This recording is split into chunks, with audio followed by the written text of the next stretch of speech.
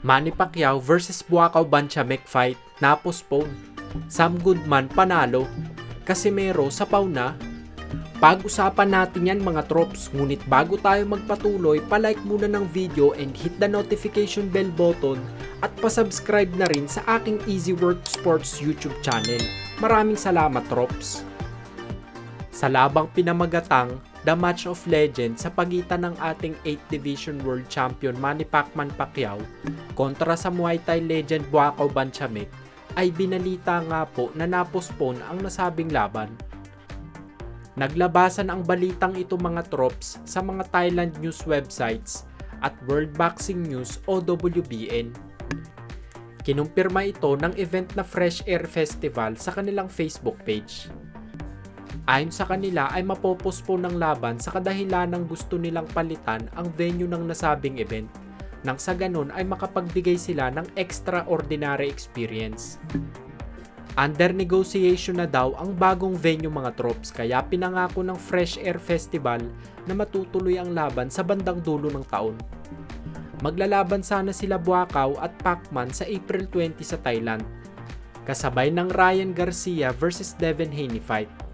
Kaya mabigat ang kakumpetensya mga trops given the fact na ginagawa na ni Ryan ang kung ano-anong kawirduhan para lang ibenta ang laban na naging effective din dahil pinag-uusapan talaga ngayon ang boxing match nila ni Haney. Sa ngayon ay meron pang possible offer na matanggap si Pacman.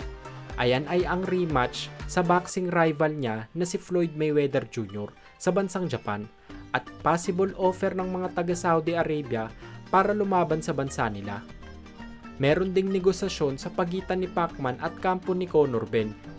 Kaya hopeful pa rin tayo na mapapanood ulit natin si Manny sa ibabaw ng ring. Sa kabilang banda naman po ay sa kakatapos nga lang po na laban sa pagitan ng ating kababayan na si Mark Schlaves at IBF Mandatory Challenger Sam Goodman ay bigo nga po ang ating pambato na masungkit ang upset sa laban na ito. Nagresulta ang laban sa technical knockout sa round 4 dahil hindi na nagawang makasagot ni Schlaves sa mga patama ni Goodman. Umarangkada na nga po ang standing ni Goodman sa 18 wins, 0 loss at 8 knockouts. Nanatiling aktibo si Goodman matapos manalo ng IBF title eliminator kontra Raiz Alem kaya siya pa rin ang IBF Mandatory Challenger ngayon.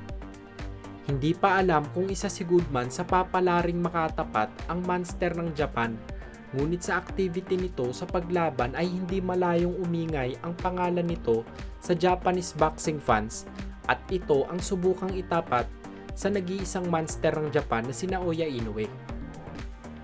Wala pa rin pong laban ang ating kababayang si 3 Division World Champion Janriel Cuadro Alas Casimero.